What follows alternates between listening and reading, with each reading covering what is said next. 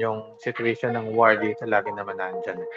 Kaya lang, most of the migrants are choosing to gamble dahil wala rin namang trabaho sa atin sa Pilipinas. Kailangan talaga pag pumunta ka dito, umuwi, may trabaho ka agad o pagkakakitaan.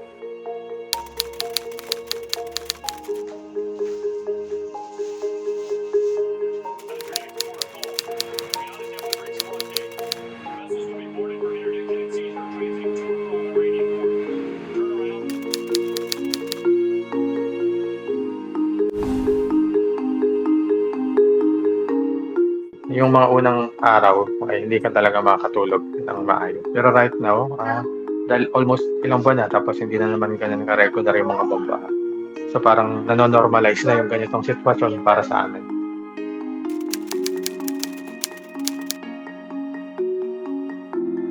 Hindi namin alam kung one of these days makapasanggal na kami sa trabaho yung ibang mga migrants. Kaya talagang medyo nag-hold back ka sa mga gastusin. Kahit yung pamilya sa Pilipinas, ganun din.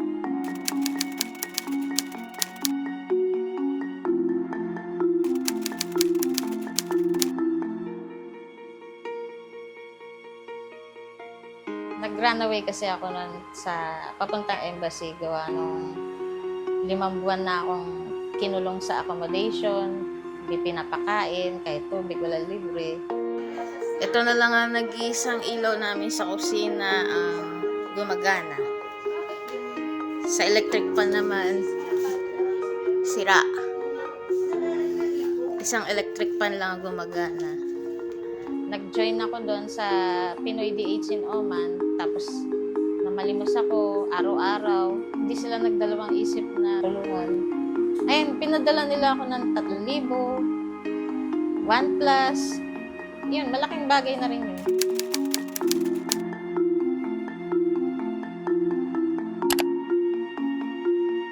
Nung umuwi ako, mataas na yung mga bilihin. Tapos ang gasol, umabot ng 1,500. Di pagdating ko, puro gastos. Tapos walang trabaho asawa ko.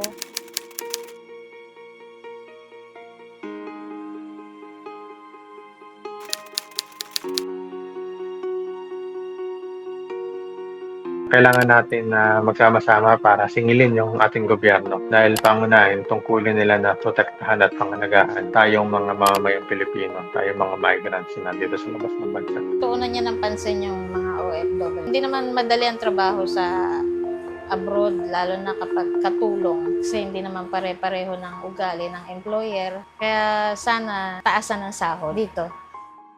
Mag-create siya talaga ng trabaho sa Pilipinas na nagtutulak sa mga Pilipino na pilitang mag-abroad at sumuong sa mga ganitong klaseng sitwasyon. Dahil walang trabaho, walang genuine land reform,